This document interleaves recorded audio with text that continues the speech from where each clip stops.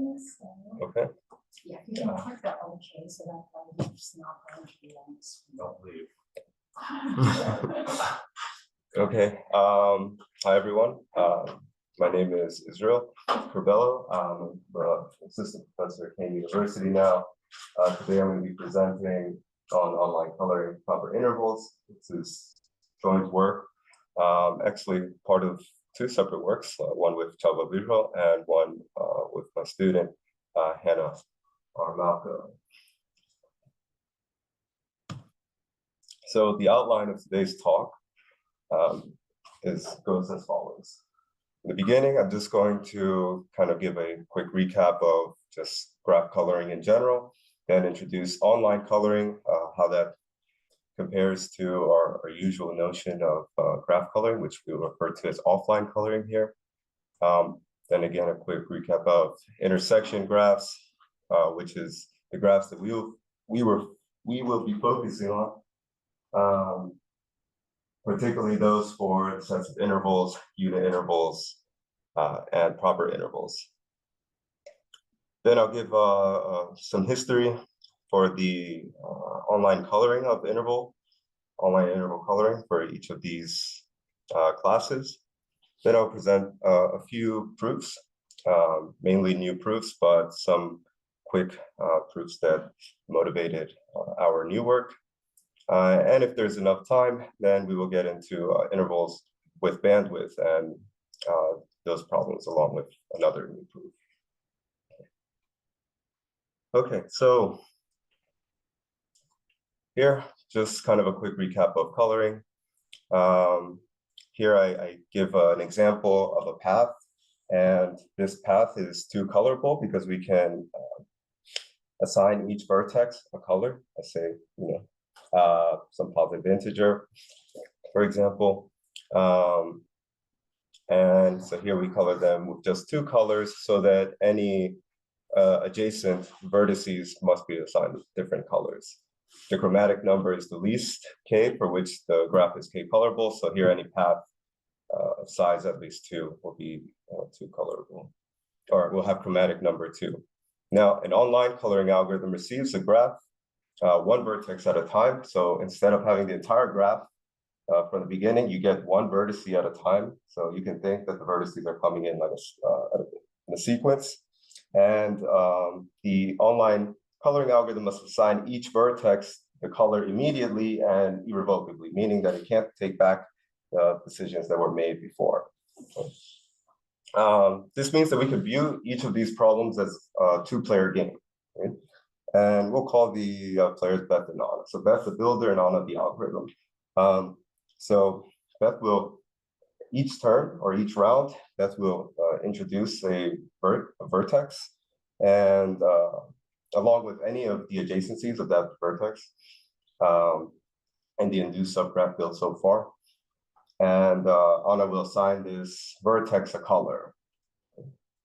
And in the future rounds, Anna cannot take back these decisions. So this is probably best seen through example. Oh, and lastly, we'll refer to the value of the game as either the most colors for which there's a strategy for which Beth can force Anna to use those colors on a graph with chromatic number W, or equivalently, the fewest colors that Anna can be sure to use, for which Anna has an algorithm that we use at most that many colors on a graph with chromatic number W. Okay, so here's an example. We're going to force 3 colors on a path. So we saw that the chromatic number of a path is 2, so we can always, or even more so, every path is 2 colorable. So we can always color a path with just 2 colors, but we're going to force 3. So we're going to start like this. We're going to introduce that vertex here on the left. That vertex will get the color red. This vertex, then we introduce this second vertex here, not adjacent to the first vertex. So now the algorithm has, you could think, or the Anna has a choice, right? This vertex could either be colored the same color red or a new color, let's say blue. The easy case, if Anna is very generous and gives me blue here, then I just go right here with a third vertex with an edge to each one, right? So that the two previous vertices are adjacent. And this will get a third color, okay? So let's consider the second case where, let's say the algorithm or Anna is more greedy. In this case, we can do it in two more turns. We just introduce this vertex here adjacent to either one, and then this vertex here adjacent to those two. And so this one here has to be colored a new color because it's adjacent to one that's already colored red.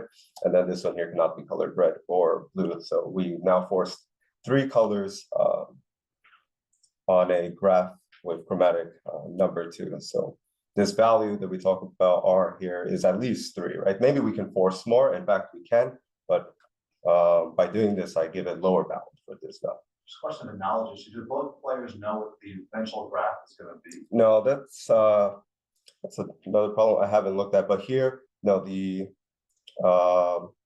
you can say that the player building the graph knows. I would have to think about it, but I'll just say no for now. So let's just say neither player knows what the graph will be in the end.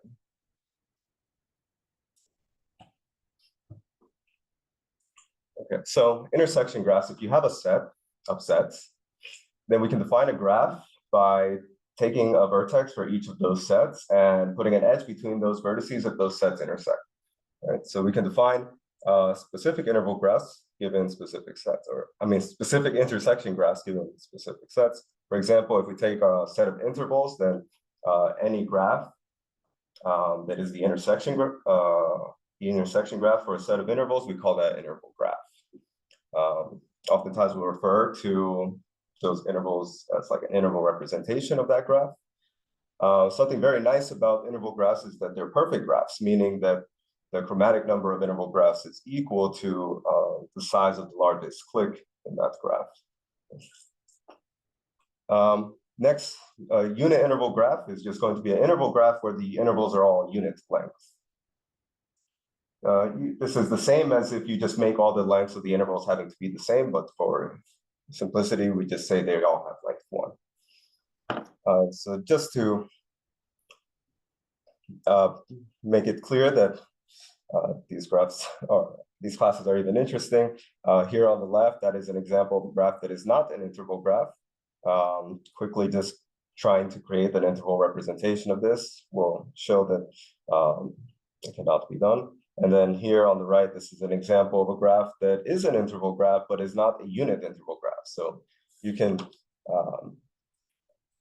draw intervals that of which the intersection graph will be this, but you'll never be able to do it with unit intervals. You can kind of see why, right? Because if you draw 3 intervals that are not intersecting, it's not going to be possible to draw a unit interval that intersects all 3. You kind of need a bigger one for that last one. And then lastly, proper interval graph is the intersection graph for proper intervals. Proper intervals just means that none of the intervals are properly contained in any other interval. So every set of unit intervals are proper because you can't have a unit interval properly contained in another unit interval, but it's not necessarily true that any set of proper intervals is a set of unit intervals. But what is true is that a graph is a unit interval graph if and only if it is a proper interval graph, meaning that those two classes of graphs are the same, right? One direction is easy to see, right? If a graph has a unit interval representation, then that representation is already proper. But it's also true that if a graph has a proper interval representation, it also has a unit interval representation, even if that proper representation isn't proper. There exists one that is done with unit intervals. So normally you can, if you're studying this class of graphs, you just study under one of these two and you're studying the same one. But some of the problems that we'll be looking at here, the results might vary. Okay, so for the history of online interval coloring, I'm going to define a few different values depending on the variant of the game. Here, int, unit, and prop w will represent the value for interval graphs, unit interval graphs, and proper interval graphs, respectively. And then I will add this little plus on the top here for a variant of the game where instead of the points coming in or the vertices coming in as the vertices themselves, you can imagine that Beth here is introducing the intervals themselves for the representation. So the representation is now fixed. So you can view it like that, or you can view it that in the version without the plus, just the interval representation is not known, right? So either or. So probably the earliest case of anyone studying these problems would be in 1981 by Kirsten and Trotter. They definitively solved the problem for interval graphs, finding that they constructed an algorithm that will use at most 3W minus 2 colors on any interval graph with chromatic number W. And as we said, this is the same as if we just fix the maximum click size to W as well. On the other direction, they also constructed or presented a strategy that will force any algorithm to use 3W minus 2 colors, showing that there is no better algorithm than the one that they constructed. In 1988, Krobach and Sluserik did the same, but now they present the intervals, or they present the graph as the intervals themselves. So in their version of the game, they're the first ones to consider this problem in this way, and they get the same result, right? So, but it's not necessarily given that you will get the same result under these two settings. But they're also the first ones to consider unit intervals. And so they show that any greedy algorithm, so specifically they show that the first fit algorithm, which is probably the most natural algorithm, it just goes up, starting at 1, goes up the positive integers and assigns the smallest positive integer that could possibly be assigned. And therefore it's greedy because it will never assign a new color unless it has to.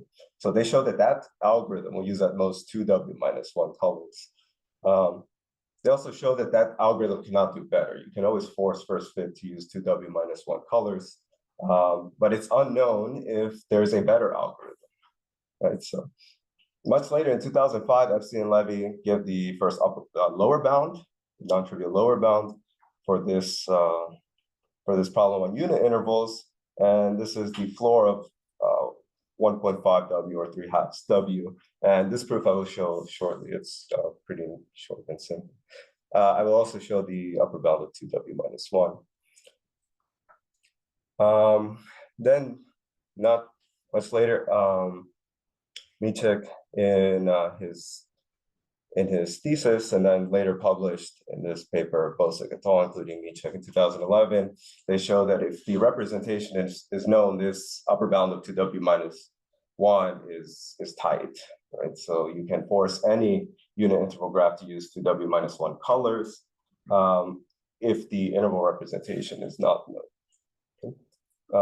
Also, Michek in his thesis claimed that if you loosen the restriction to proper intervals, so now you can just present any set of proper intervals, not necessarily units length, that you can change this lower bound from floor to ceiling. So our first result, Biro and Curbelo, showed that this also works for unit intervals. You can improve this lower bound to a ceiling of 1.5W with using unit intervals. And as a consequence, also, we get approved for that of proper intervals. And here I give kind of just an overview or a summary of the best results that we have so far, right? So int W is solved, int plus W is solved, unit W is solved, and then prop W is also solved because the same proofs for unit W work there.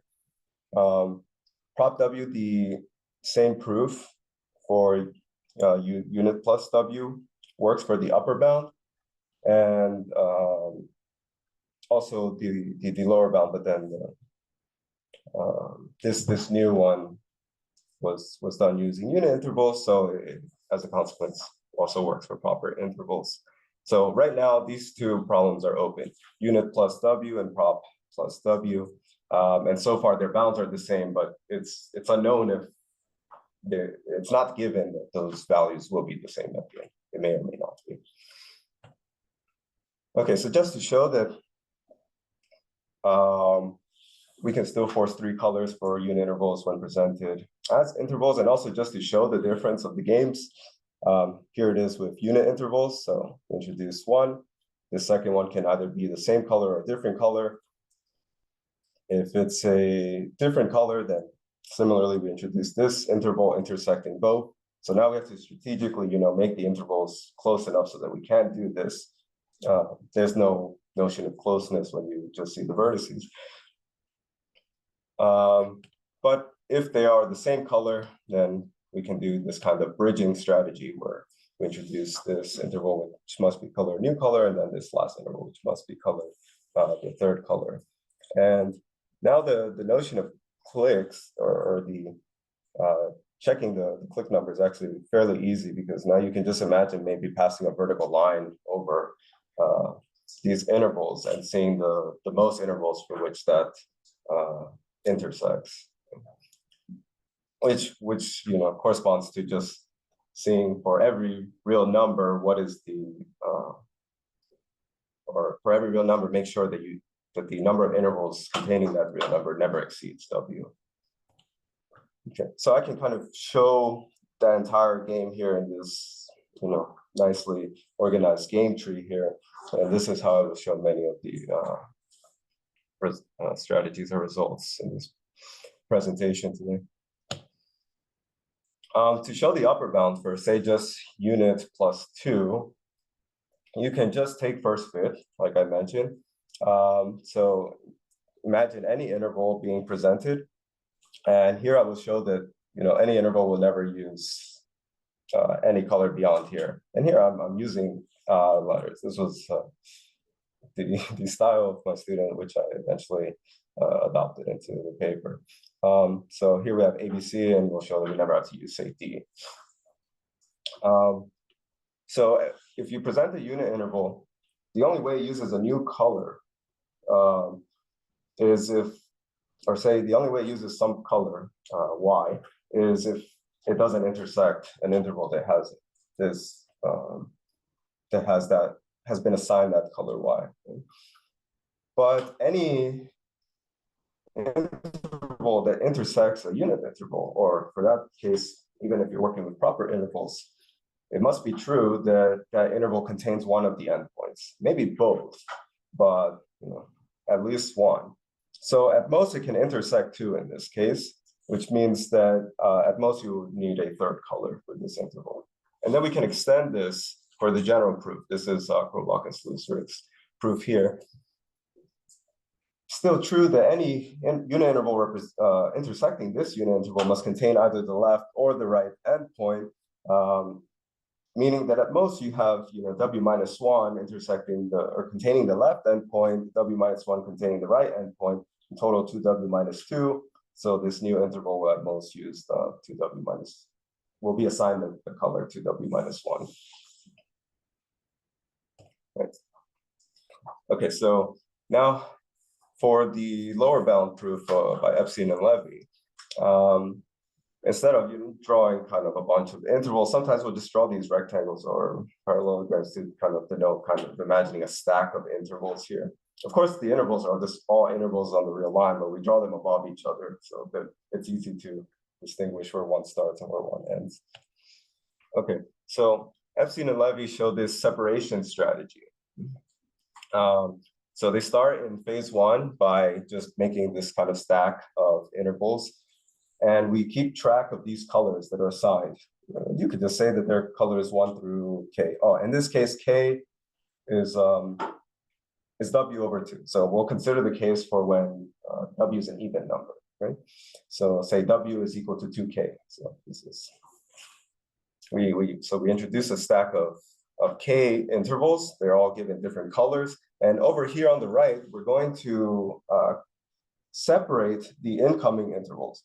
So every time we get an interval of an old color, we keep it on the right. And every time we get a new color, we keep it on the left. The way we do this is we just keep track of kind of this separation here of the rightmost interval that is given a new color, and then the leftmost interval that's given an old color, and then you introduce every new interval in between those two, right? And it's kind of like this binary search type algorithm where you can guarantee that you keep all of the intervals given new colors on either side, in this case to the left.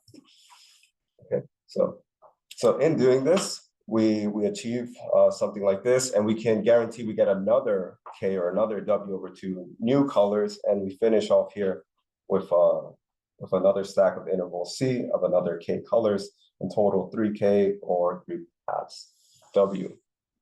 So how do we improve this to the ceiling of 1.5 W?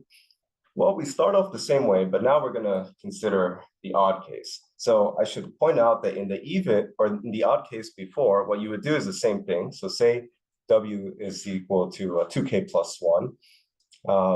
Then you start off with a stack of W, then you get another stack of W with a different set of colors, and then your last stack is K plus 1. But then the lower bound ends up being the floor of 1.5 W. So how can we force one more than that? So we're going to take advantage of kind of the imbalance here, the asymmetry here, by starting with a stack of K, but we can actually force K plus 1 here on the left.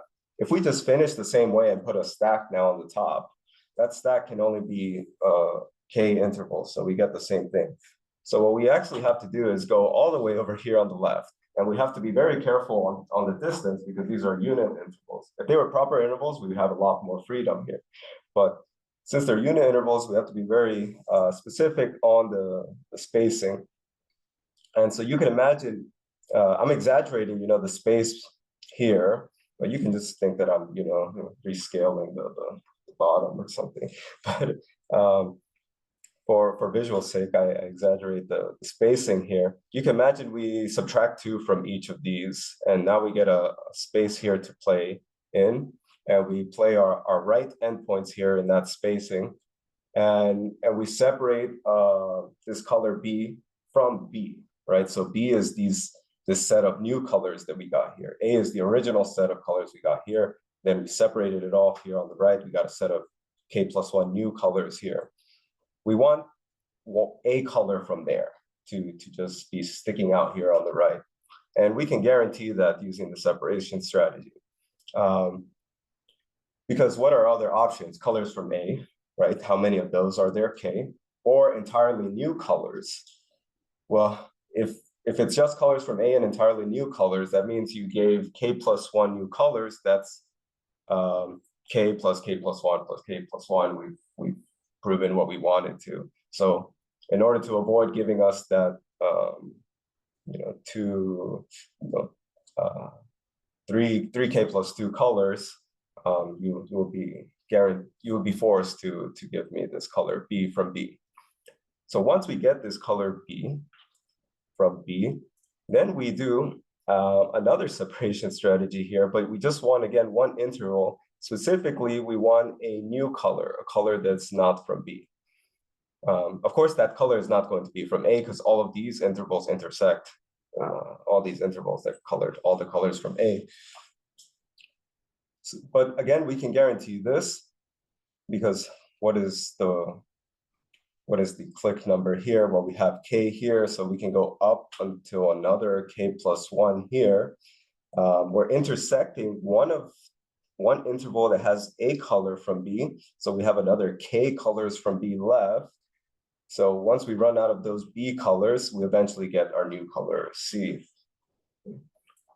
And once we get that new color C, because we just spaced these just right, we can guarantee that we can throw in that last stack of unit intervals here, colored, the last set of colors, which we'll call D here.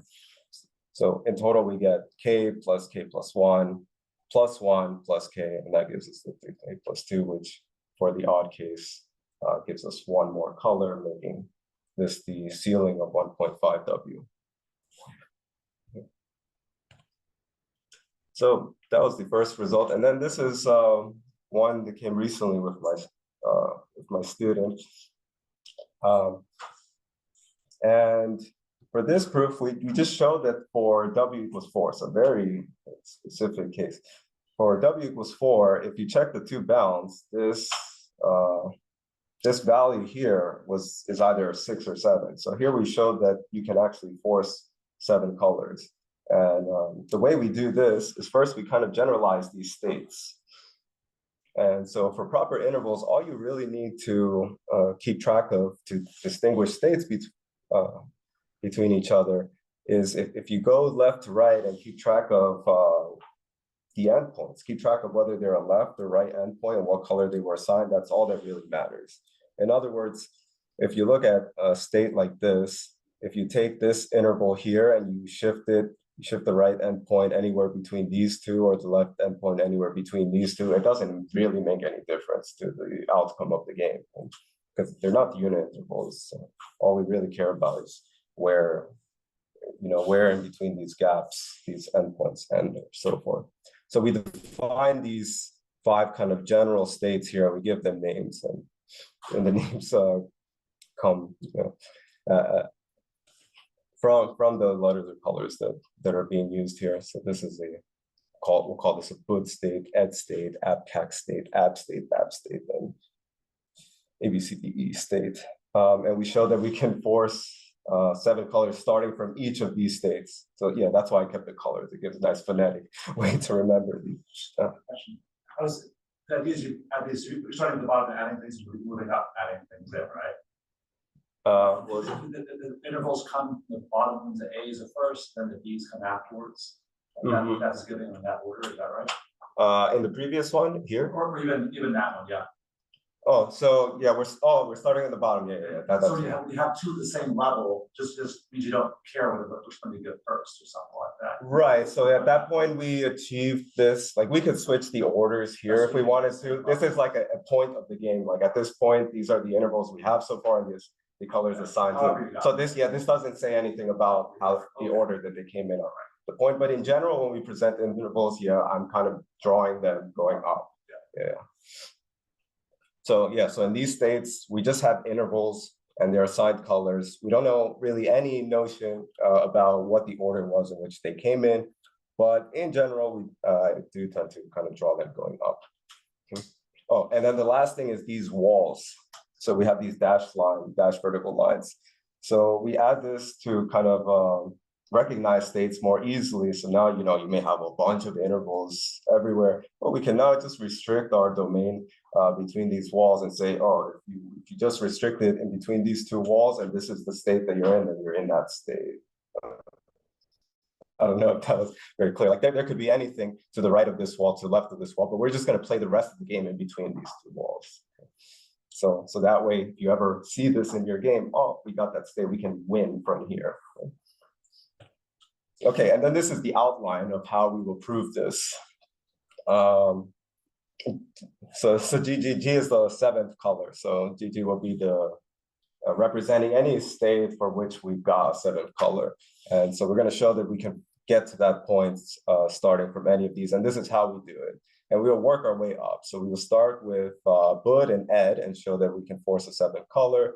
Then from any of the ABCAC states, and then from BAB and AB, we get to any of the ABCAC states. And then from ABCDE, we either get to BAB, AB, or just force a 7th color. And then finally, we show that starting from nothing, we can force either ABCDE state, an AB state, or an BAB state. Okay, so let's show that we can force a 7th color from a BUD state.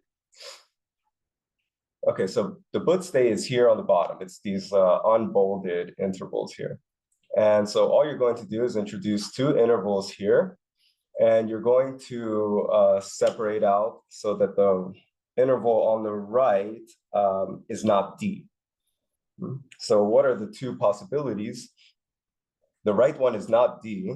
So either D was used on the other one, right? Either X is D or X is F. So you either get this DE or this EF. If you get DE, meaning that you got 2 new colors, right? So these are the 2 possibilities. Either D was not used at all, so you were given two new colors here on the right, FE, or D was used, in which case, the second one is E here. So if you were given two new colors, this is actually the easier case because now you just introduce this interval here. It cannot be colored A, B, C, D, E, F. This gets G. But if D was used, we were able to separate it, keep it here on the left. So we get to win here in two cases. Now you do have to go back and make sure that we're not violating this property of properness, but it doesn't take much too long to check this. And also that we're not exceeding the width, right? But the good thing is that this is recorded, so you can go back to the recording and check. So here, if we get DE, then in two moves here, this first interval cannot be colored A, B, C, D, E, so it gets F, and then this one cannot be colored A, B, C, D, E, F, or G, E or F, so it gets colored G. So next, ed, we can force 7 colors starting from ed. This takes a similar strategy. So the difference here is that Bud came from these two intervals. This was BD, now it's ED. So these are two different colors from these 4. And similarly, we introduced 2 intervals here, but in a different gap, right? So before, it was here kind of in this middle gap here. Now it's going to be over here where these 2 intervals intersect. And now we're going to separate out so that the right interval is not colored E. So it's not colored this color that is kind of closer to us. Here we have 2 cases. In this case, all we really care about is the right interval. So either this was given the color D or it was given an entirely new color F. If it's an entirely new color F, you just go here and this gets a new color because it can't be A, B, C, D, E, or F, so it gets color G. But if it was given D, the good thing is that these Ds are kind of on the outside here, so you can do this bridging strategy from before. And so here you get F, and here you get G. So our Bud and our ed are taken care of. Now we need to show that any of the abcac states, I'm just going to go back very quickly. So here abcacs, I don't know if you noticed, but there's an X here. This X just means that we really, this is really 3 different states that I put into one picture. Abcac, abcab, and abcad, depending on what this interval was colored, okay? So hopefully that didn't cause any confusions, but now we'll go back to here. So abcab is the one where that interval is colored B. And again, the non bolded intervals is the abcab state, which you can see where the name comes from, ABC, AB, abcab. So what we do here is we introduce these 2 intervals, separating out intervals containing or the color D or E here on the left. And so you have 2 cases, either the left interval is colored D or the left interval is colored E. Okay. If the left interval was colored D, then this is exactly what we called a Bud state, right? Because you get BD here. And if it was colored E, this is exactly what we called an ed state. Still a Bud state. It's still a Bud state because it doesn't have to be D, right? It just has to be equivalent to D. So regardless if this is D or E, it's a color that's none of these. So those 2 are the same state. Okay. So really the state is you have A, B, C, A, B, meaning you have something colored here. This is the same color as that one. These 2 are the same color. This is a different color, and this is a different color from all of these. So regardless of if that's D or E, this is going to be a Bud state. Abcac state. So the last one, if it was C, you'd have to deal with that case by moving the window over. Yeah, so if say you introduce an interval and it's C, then the next one would go a little bit to the left. That one can't be C, and then this one here on the right would be C. Yeah. So after we separate, we might move around the top bottom order. So to answer your question from before here, no confusion that the bottom one is not necessarily the first one that came in, right? Yeah. So then here we have abcac state, similar to abcap, A, B, C, A, but now this is C. So now this interval is given the same color as this one here. And I know I'm using the mouse, you can see here, I don't know if the mouse is in the recording or not, but so now this is the same color as here. Now we're going to introduce two intervals here, making sure that the interval on the right is not B. Okay, so what are the different possibilities? Well, two possibilities, the left one is B or the left one is not B, right? B was used at all or B is not used at all. If B is not used at all, then both of these are new colors because this one can't be B, right? So let's say an interval comes in, if it's B, then the next one would go to the right, and now it can't be A, B, or C. If the first one is a new color, then we go to the left. Now that one could be B or still a new color, but still the only two possibilities is that you get two new colors, D and E, or you get a B, but the B is on the left. If the B is on the left, this is exactly a BUD state. You can see BD, right? BUD. And if B was not used, this is an ED state, regardless of if this is DE or ED. Those are just two new colors, and there you can see where we would put the wall, right? Now we can bring in the wall, and that's exactly the picture of the BUD state, or the BUD or the ED state, of which we both have winning strategies from. Okay, abcat state. Too long. See the paper. So that was probably the longest one of any of them. Maybe it can be made easier. Of course, maybe this entire thing can be made easier, so who knows. So now, ab state. So from ab state, we're going to show that we can get to either an abcap state, abcac state, or abcat state. We can just call it abcacs in general. So the ab state is this. You have AAB, but A is cut off by a wall. And over here, the wall doesn't really need, I guess, okay, yeah, sure. The wall is there, meaning you have some space here on the right. I forgot, this is proving that int plus 4 is equal to 7. Prop plus 4. Prop plus 4 is equal to Yeah, 7. so these are proper intervals. Okay. The int plus 4 is already solved. Int plus W is solved for all W. Prop plus 4 at this point is between 6 and 7. We're going to show it 7. So yeah, so the only thing you have to make sure here is that I never introduce an interval that's contained in another interval. Okay, so ab here is this thing, right? AAB. Just two intervals of the same color, and this interval here kind of on the side of a different color. And what we're going to do is we're going to bridge here two intervals. You have, right, these are just literally all the cases of what the colors can be. Some of these might not even be necessary to consider, but what can they be? Neither of them could be A. So maybe you get B and C, or C and B, or CD and DC. So if you get B and C, then that's exactly an abcap state. It's easy to recognize because it's A, B, C, A, B. If you get C and B, then this is an abcac state, but you have to do a little bit switching of the letters, right? So it would be A, C, B, A, B. You have to switch the labels B and C and to see that that is abcac state. C and B, because these two will be the same, right? So those will be the C's in abcac.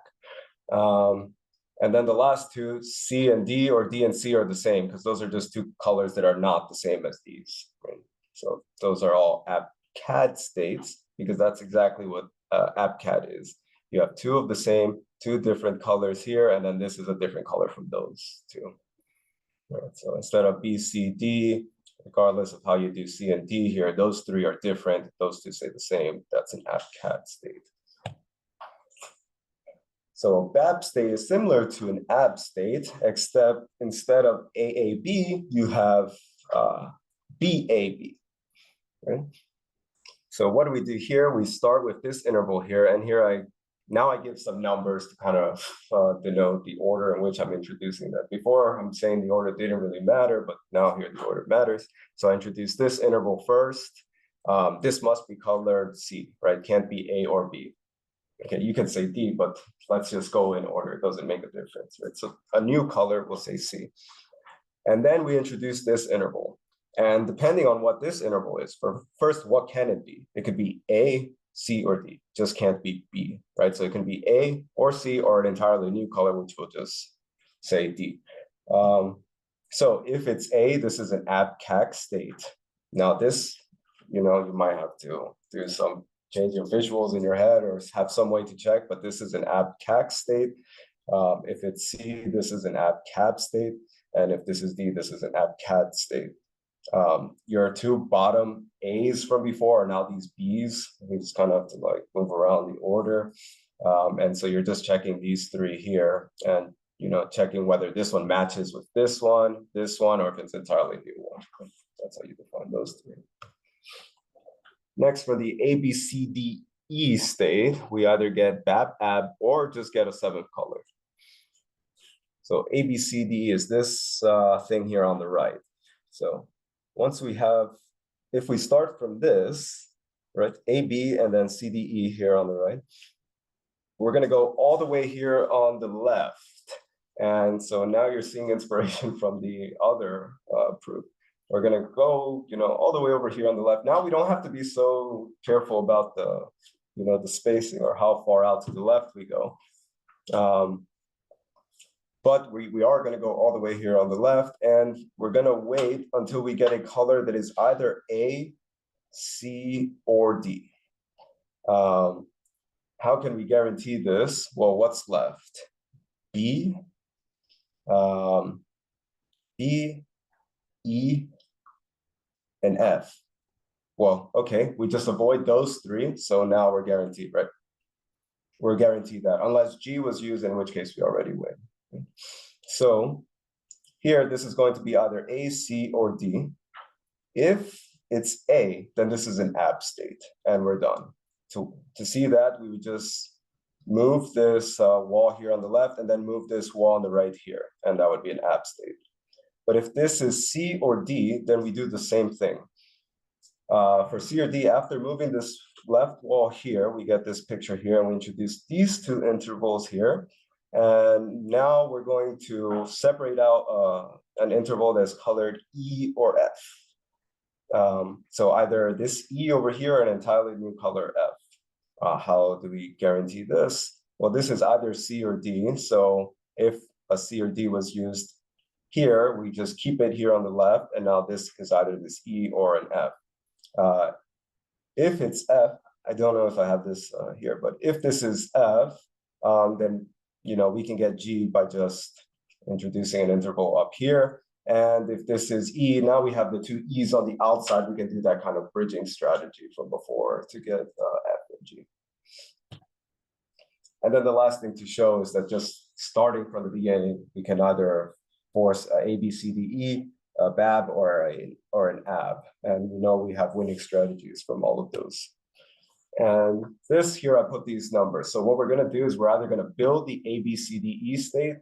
Now here the order is different. It's more like A, B, E, D, C, but of course that's the same thing, right? So we're going to build this ABCDE state, but if at any point we get an AB state or a BAB state, we just stop there because we know we have a winning strategy from that point. So we introduce these first two. Those colors are forced. We introduce this one. If this is A, we have an AB state. It's just kind of like flipped horizontally, right? If this is B, then that's a BAB state. It's flipped horizontally and the letters A and B are switched. But if this is A, that's a BAB state. So it must be C.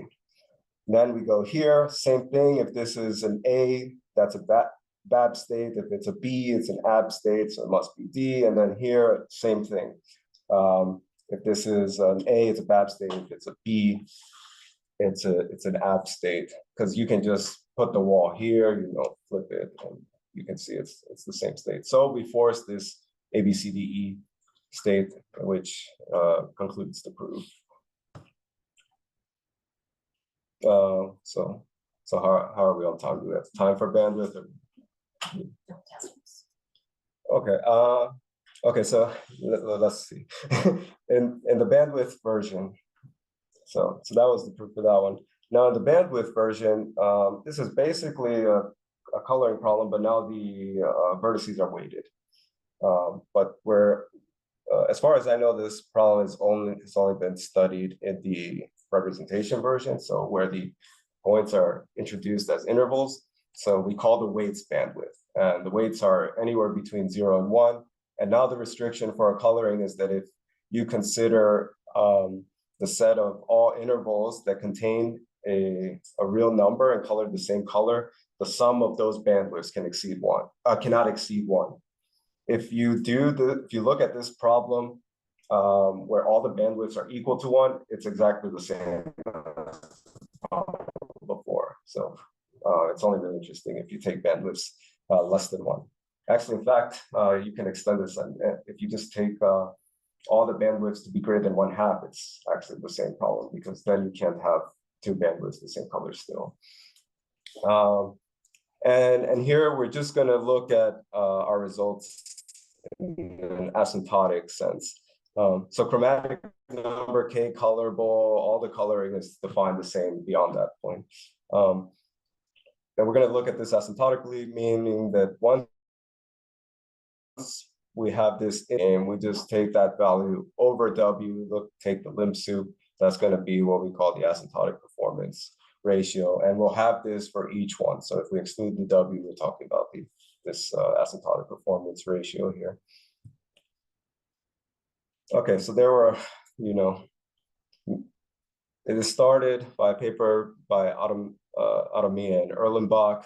There are many results improving these results. The most relevant to ours is this one here, which is unit plus B. So the unit interval case given by through intervals with bandwidth, they show that it's at least 2, improving upon the previously given bounds. And here's kind of a nice a summary of all of these. So the other ones, the non-highlighted ones, are the results from before. The highlighted ones are now the ones with bandwidth.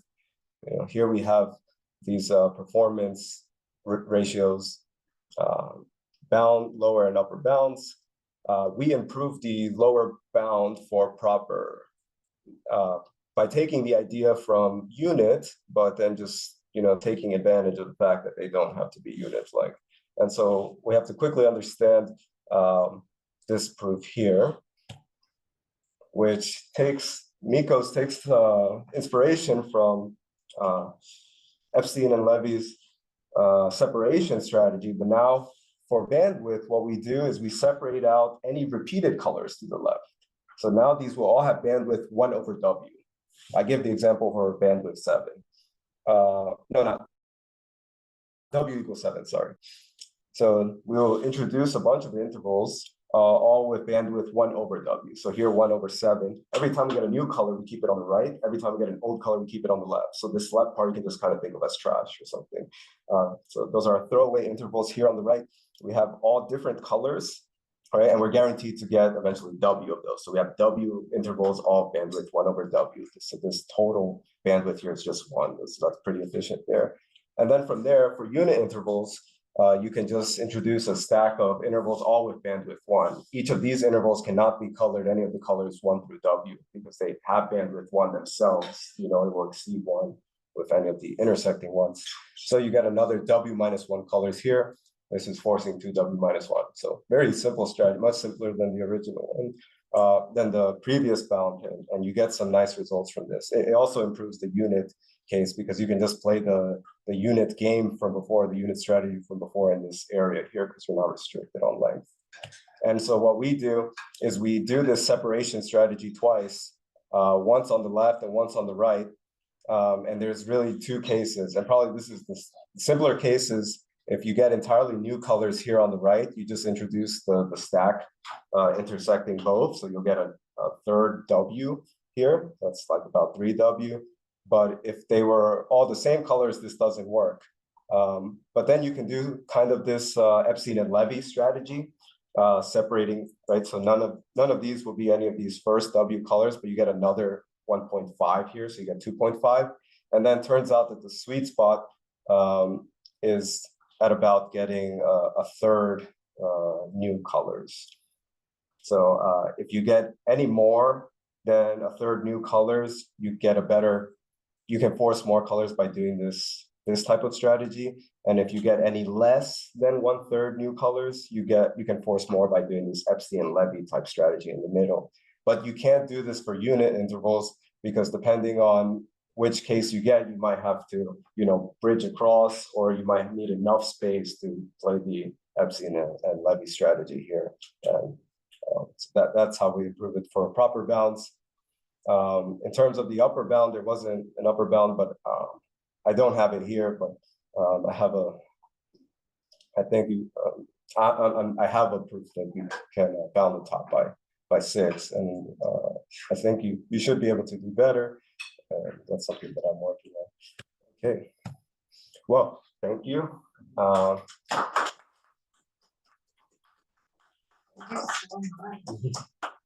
Any questions? So I guess, is there good intuition as to why the plus version than the middle? Okay, I guess it doesn't matter. Are we worried about that? Well, I guess I'll try to multitask Yeah. here. All good. We should stop for the, stop recording for questions, but. And we can stop. So there are problems for which they're already solved and the values are different. So that's probably good evidence that. So there's some special cases. There are many more variants than just this. There are variants just considering different graph classes, considering graph classes with excluded graphs.